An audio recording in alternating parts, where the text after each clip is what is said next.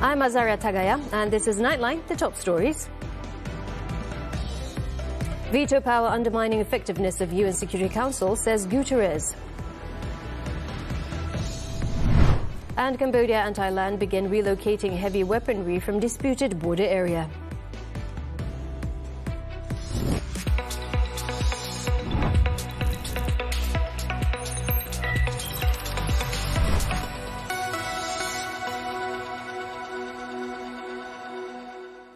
The United Nations Security Council is outdated and facing structural challenges that are undermining its effectiveness. UN Secretary-General Antonio Guterres said one of the main factors complicating the Council's work is the veto power held by several member states. He stressed that reforms are needed, including broader representation, particularly from Asia and Africa. It is clear the Security Council has a problem of legitimacy and a problem of effectiveness. Legitimacy because its composition no longer corresponds to the reality of today's world. We have 3 European permanent members in the Security Council. We have France, UK and Russia. And we have 1 Asian member, no member from Latin America, no member from Africa. This shows that the Security Council doesn't correspond at all to the world of today. Guterres said this at a press conference held on the sidelines of the 47th ASEAN Summit in Kuala Lumpur on Monday. The veto power held by the 5 permanent Security Council members, the US, the UK, France, Russia and China, has long been criticized for paralyzing the Council's ability to respond to global crises. Under the UN Charter, any one of these 5 nations can block a resolution regardless of the level of international support it receives. Last month, Malaysia renewed its call for urgent reform of the Security Council, saying that the veto power must be limited or even abolished to stop conflicts. In another development, Guterres praised Malaysia's consistent and principled foreign policy stance, particularly in championing the rights of the Palestinian people. He noted that Malaysia has long advocated for the Palestinian right to self-determination and the establishment of an independent state.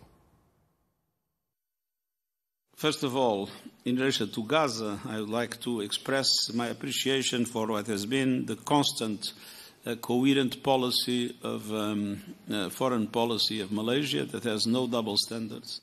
Guterres also said that the UN stands ready to support and help facilitate Malaysia's proposal to deploy peacekeeping forces to Gaza. It's not yet clear what kind of force, in what circumstances will be created.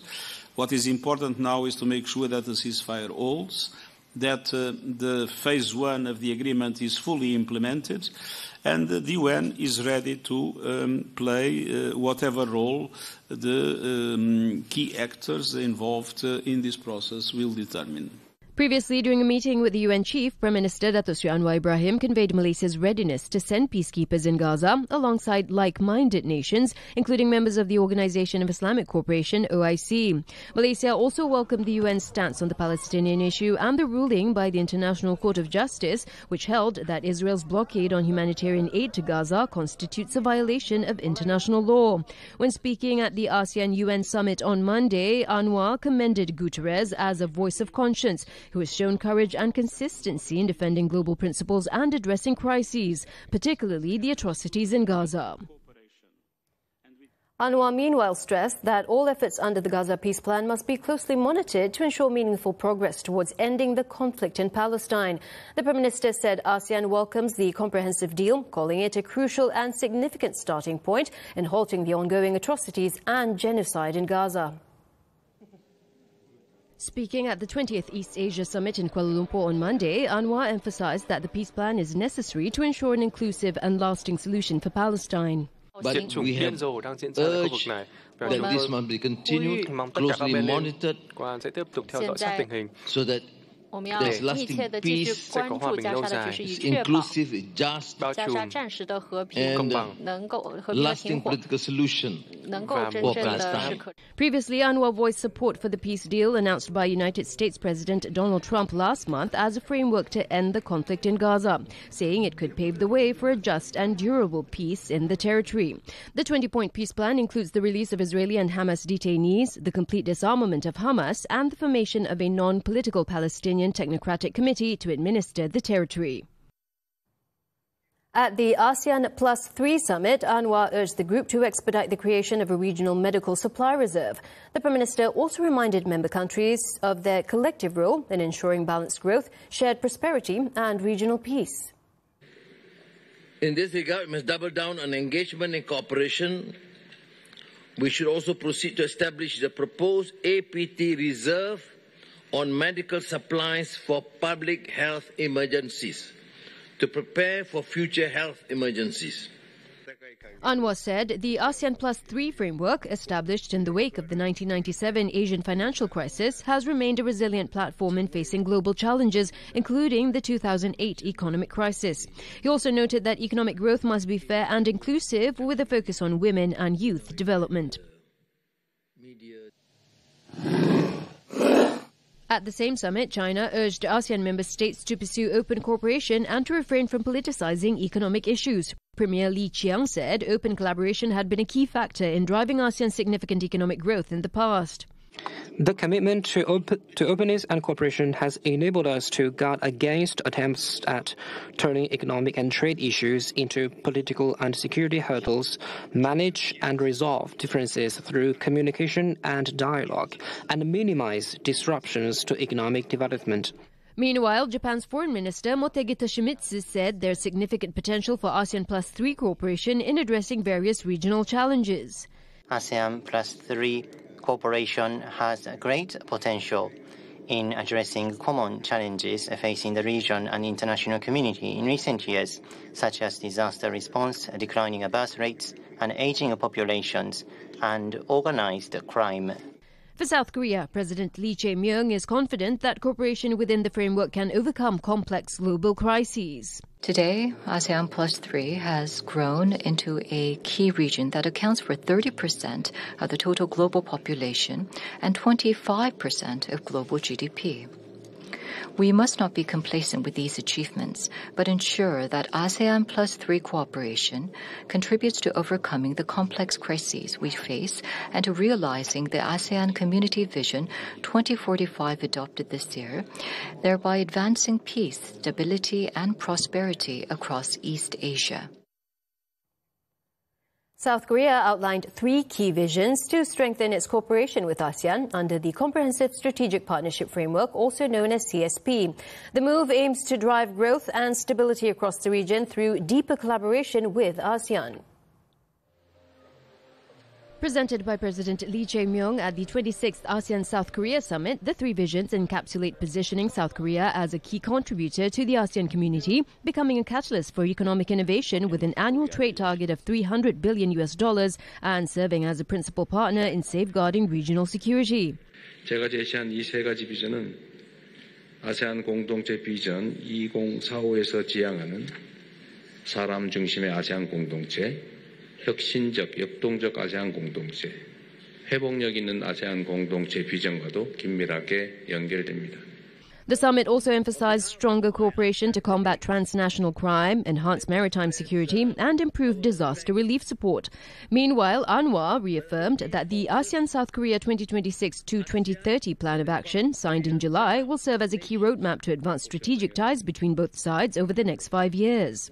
By combining ASEAN's growth potential with the Republic of Korea's strength, we can shape an ecosystem that creates new opportunities, fostering inclusive growth, open markets. On the sidelines of the 47th ASEAN Summit, Anwar also held a bilateral meeting with President Lee. According to the Prime Minister, both leaders have agreed to strengthen bilateral ties in conjunction with the 65th anniversary of diplomatic relations this year, building on the strategic partnership signed in 2024. The meeting included discussions focused on enhancing and expanding cooperation in trade, smart city development, as well as emerging sectors such as green technology, artificial intelligence, and the digital economy. Anwar also conveyed his best wishes to President Lee as South Korea prepares to host the 2025 Asia-Pacific Economic Cooperation, or APEC Summit, which begins on Friday. In his speech at the 5th Regional Comprehensive Economic Partnership or RCEP Summit, Anwar emphasized that ASEAN must leverage cooperation to ensure lasting peace and prosperity in the Asia-Pacific region. He said since the end of the peak of the COVID-19 pandemic, RCEP had once again entered a crucial phase. The trade pact comprises ASEAN member states along with China, Japan, South Korea, Australia and New Zealand. Meanwhile, Malaysia and ASEAN have commended Timor-Leste's strong commitment to becoming part of the ASEAN community, including its efforts to fulfill all the conditions set for membership. The Prime Minister expressed Malaysia's support during a special reception held in honour of Timor-Leste's accession to ASEAN. We understand your tribulations, we understand your hope and aspirations, and let us join and build this ASEAN together. Meanwhile, Timor-Leste's Prime Minister Xanana Gusmao called on ASEAN and other nations to work alongside his country to advance its national development goals. I once again express our profound gratitude to the government and people of Malaysia and to all ASEAN member states. Also present at the luncheon were Timor-Leste President José Ramos Horta, United Nations Secretary-General Antonio Guterres and European Council President Antonio Costa. Earlier on Monday morning, Anwar held a brief meeting with US President Donald Trump before the latter left for Japan. The Prime Minister said the meeting provided both leaders with an opportunity to further review the progress of their earlier bilateral discussions, including areas of strategic cooperation in trade, technology and regional security. Anwar also expressed his appreciation to Trump for his role in advancing the KL peace accord between Thailand and Cambodia, as well as the ongoing Gaza peace plan. He described these efforts as a beacon of hope towards achieving lasting and equitable peace. Anwar reaffirmed that Malaysia and the US remain committed to strengthening their bilateral relations, anchored on mutual respect, shared interests, and a common pursuit of global peace. In the meantime, Cambodia and Thailand have begun relocating heavy weaponry and military equipment from the disputed border area back to their original bases, following the signing of a joint declaration on the peace deal between the two countries. Cambodian media reported that the operation had been conducted under the observation of the ASEAN Observer Team and the National Defence Ministry since Sunday night. Phnom Penh reaffirmed its strong commitment to working closely with Bangkok and other ASEAN member states in implementing the peace agreement. The military de-escalation came as Cambodian Prime Minister Hun Manet and Thai Prime Minister Anutin Chanvirakul signed the peace agreement, witnessed by Prime Minister Datuk Seri Anwar Ibrahim and US President Donald Trump on the sidelines of the 47th ASEAN Summit on Sunday.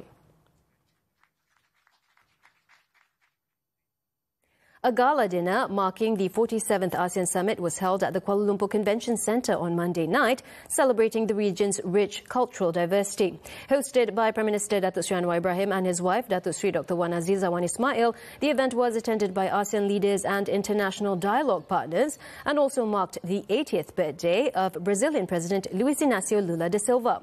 The evening showcased traditional dances and artistic performances, including a special collaboration by three major orchestras: the Malaysian Traditional Orchestra, the National Symphony Orchestra and the Malaysian Philharmonic Orchestra, performing together for the first time on the same stage. The night was further enlivened by performances from renowned local artists, including Datuk Seri Siti Nurhaliza, Datuk M. Nasir and Dayang Nur Faiza.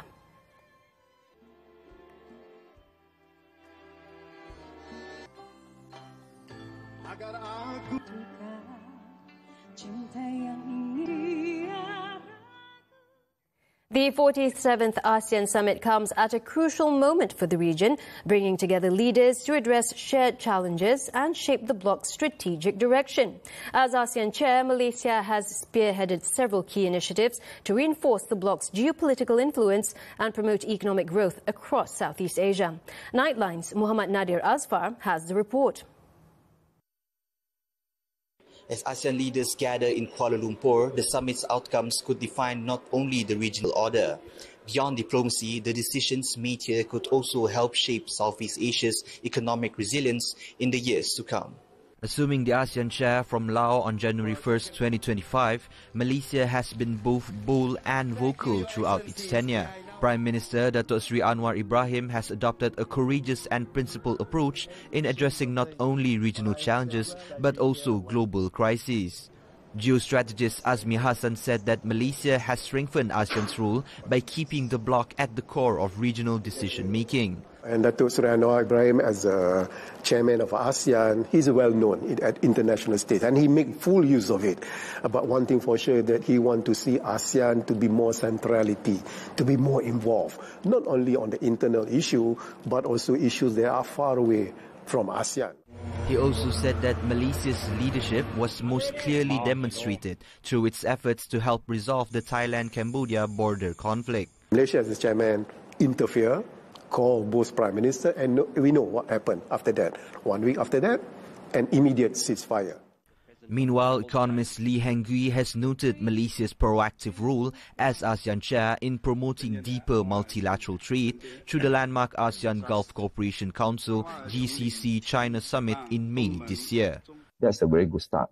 That's a good start. So we also hope that next time whoever becomes the chair, it will continue to be an annual dialogue, so that we can bring up this message is that it's good for ASEAN to have to engage more multilateral type of forum with other grouping.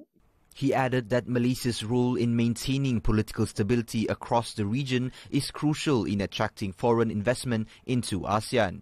You must have political stability, only you can assure investor that this country, this region is safe for me to put my investment here, to put my money here. Then only you can implement policy like economic policy, financial policy.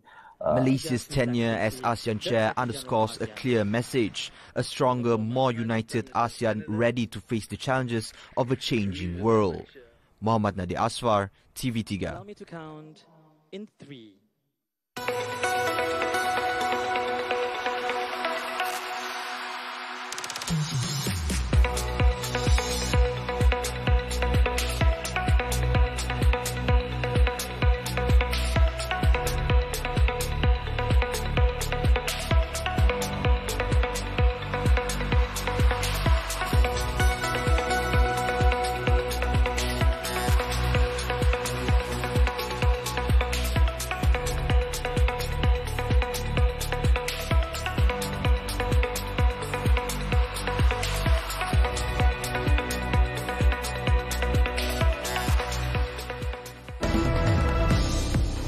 Syed Saddiq loses appeal to reinstate constituency funds. This and more after this breather.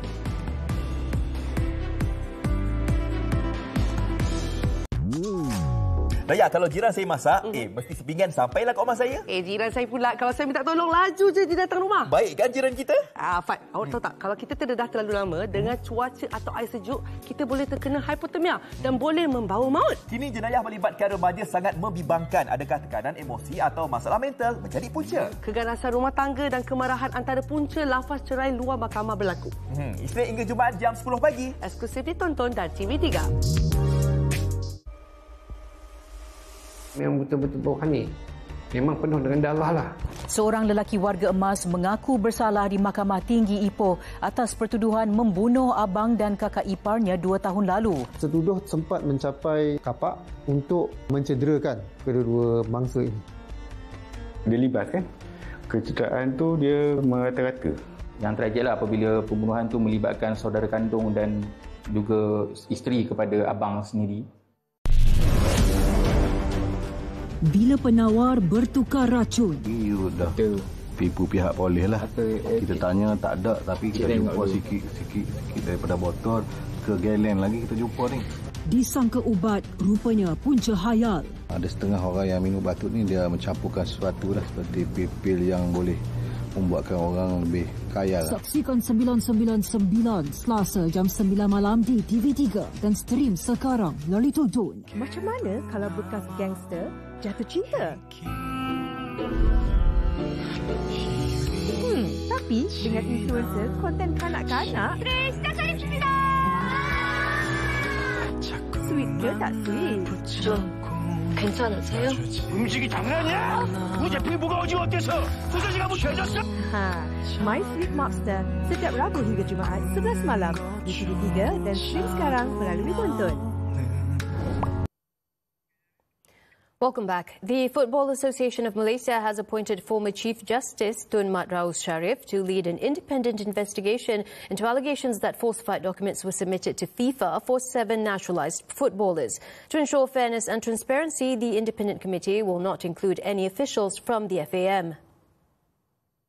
The association said Raus will choose the remaining members of the committee. In a statement, the FAM said it hopes Raus, with his decades of legal and judicial experience, together with other members of the independent committee, will conduct a thorough and professional investigation before presenting their findings. Last month, FIFA fined the FAM 350,000 Swiss francs, equivalent to about 1.8 million ringgit, and suspended the 7 players for 12 months after finding that the documents submitted to confirm their eligibility contained false information. The FAM said the issue arose from an administrative mistake when a staff member accidentally uploaded documents from a player agent instead of the official copies issued by the National Registration Department. FAM Secretary General Datuk Nur Azman Rahman, who oversaw the registrations, has since been suspended. FIFA is expected to decide on FAM's appeal by October 30th. The Court of Appeal has dismissed the appeal filed by MUA Member of Parliament Syed Sadiq Syed Abdul Rahman and 3 constituents seeking leave to initiate judicial review against the government's decision to halt funding intended for the constituency. The court ruled that the judicial review application filed on April 23, 2024 was filed outside the prescribed time limit. The decision was made unanimously by a 3-judge panel chaired by Justice Dato Hashim Hamzah during Monday's proceedings. The panel concluded that the appellants were aware that the decision regarding the allocation was made on the date MUDA withdrew from the unity government, namely September 10, 2023. The court also agreed with the argument presented by the respondents, the Prime Minister and the government, that the 3-month period to challenge the decision had expired on December 10, 2023. The court then upheld the High Court's decision, finding no error in fact or in law in the ruling. On December 24th last year, Chief Justice Datuk Sri Wan Ahmad Farid Wan Saleh, then a High Court judge, ruled that the court had no jurisdiction to hear the matter as the application had been filed out of time. In Terengganu, a millionaire businessman with a Datuk title pleaded not guilty at the Besut Sessions Court to a charge of committing mischief. His younger brother, together with 3 others, also entered a similar plea for committing assault following an altercation between the group and another man last week. 38-year-old Datuk Muhammad Azlan Abdullah and his 31-year-old brother Muhammad Mustaqim entered their plea before Judge Ahmad Fadli Mahmud. According to the charge, the 2 allegedly damaged a car belonging to a woman in front of a house at Kampung Pengkalan Buloh Jerte at about 11 p.m. on October 23rd. The damage was estimated to have led to losses of about 5,000 ringgit. The court allowed bail of 6,000 ringgit each with 1 shorty and imposed additional conditions. Mustaqim also faces a separate charge along with 3 other men, 56-year-old Ramli Muhammad, 21-year-old Muhammad Shafiq Hakimi Hussein and 23-year-old Muhammad Haikal Mirzan Muhammad Mazli for allegedly causing injury to 36-year-old Wan Hafizi Wan Muhammad at the same location and time. They were granted bail of 1,500 ringgit each with 1 shorty subject to additional conditions. Both cases have been fixed for mention on November 24th. Israel continues to block aid to Gaza. The details when Nightline returns.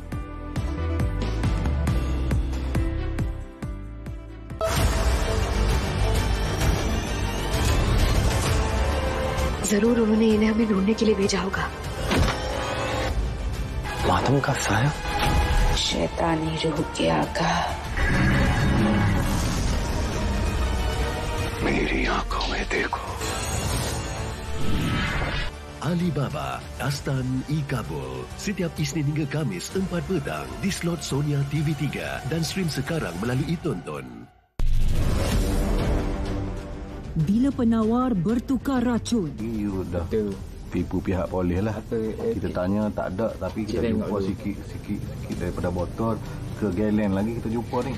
Disangka ubat, rupanya punca hayal. Ada setengah orang yang minum batut ni dia mencampurkan sesuatu lah seperti pil yang boleh membuatkan orang lebih kaya lah. Saksikan 999 Selasa jam 9 malam di TV3 dan stream sekarang melalui Tonton.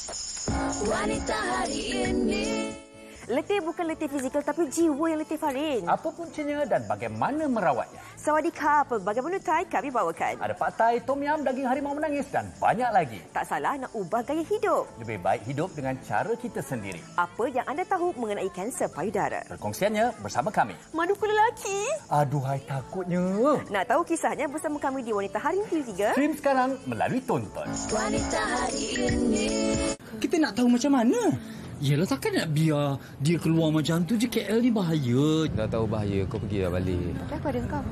Tak, maksud aku... Dia memang betul ke ayah Syawal? Walau macam mana sekalipun, dia mesti ikut ustaz balik kampung. Kalau kau nak duduk lama kat sini, kau kena berbaik dengan aku.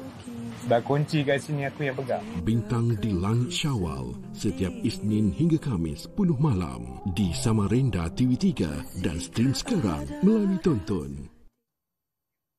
Back with us on Nightline, the United Nations Palestinian Refugee Agency UNRWA says Israel is continuing to block its international staff and humanitarian aid from entering Gaza. The agency on Sunday said 12,000 of its local staff continue to deliver healthcare, psychosocial support and education to people, often under unimaginable conditions.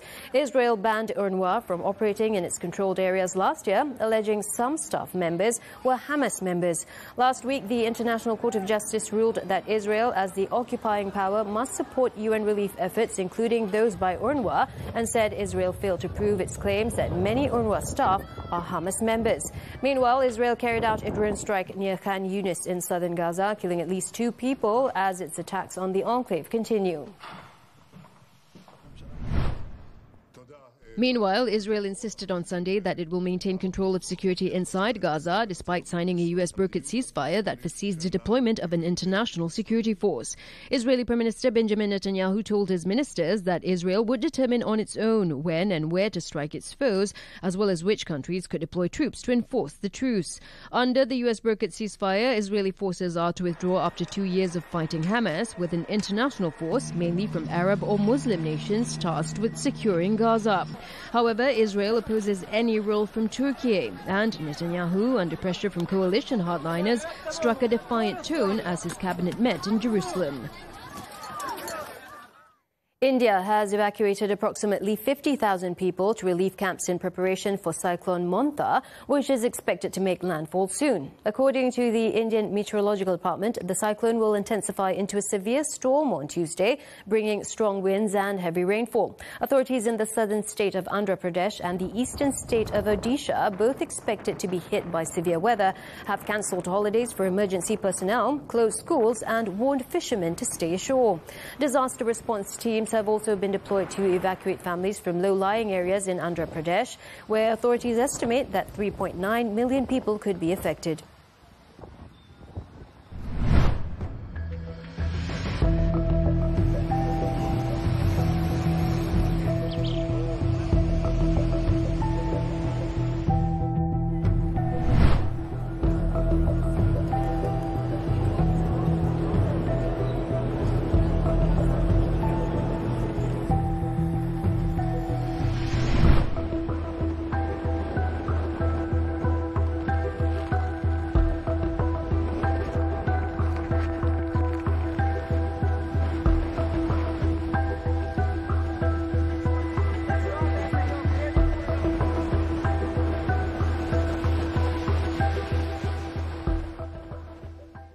Turning to sports now, the 2025 Asian Youth Games. Young national equestrian star Putri Sharifah Ariel Budria Jamalulail won gold in the show jumping event to end the national contingent's gold medal drought at the tournament in Bahrain on the 5th day of the competition on Sunday. 15-year-old Putri Sharifah Ariel delivered a confident performance in the jump-off round, completing her final jumps flawlessly to secure the nation's first gold medal. Putri Sharifah Ariel posted a score of 62.69 points to outperform her Iraqi rival, Muhammad Humam Harith, who placed second with 68.40 points. Saleh Al-Karbi of the UAE completed the podium. Putri Sharifah Ariel's victory lifts Malaysia to 17th in the overall medal standings with 1 gold, 2 silver and 9 bronze medals. The national contingent also secured another silver through Ariel Alexandra Bobby in the Muay Thai competition. Moving on to esports, the 2025 Honour of Kings Nation Clash. Malaysia also celebrated success in the ASEAN arena after the combined team of Homeboys Black Shrew, HBSE and Alpha Gaming clinched the championship title on Sunday. The pairing of HBSE and Alpha Gaming proved to be in a class of their own as they faced the Philippines, represented by WeTrend Esports and Blacklist International in the grand final. Both Malaysian teams secured clean victories in all 4 matches, delivering a commanding 4-0 result to claim Malaysia's first ever championship title in the inaugural Nation Clash, along with the $20,000 prize money. Their focus now shifts to the Honour of Kings International Championship in the Philippines next month.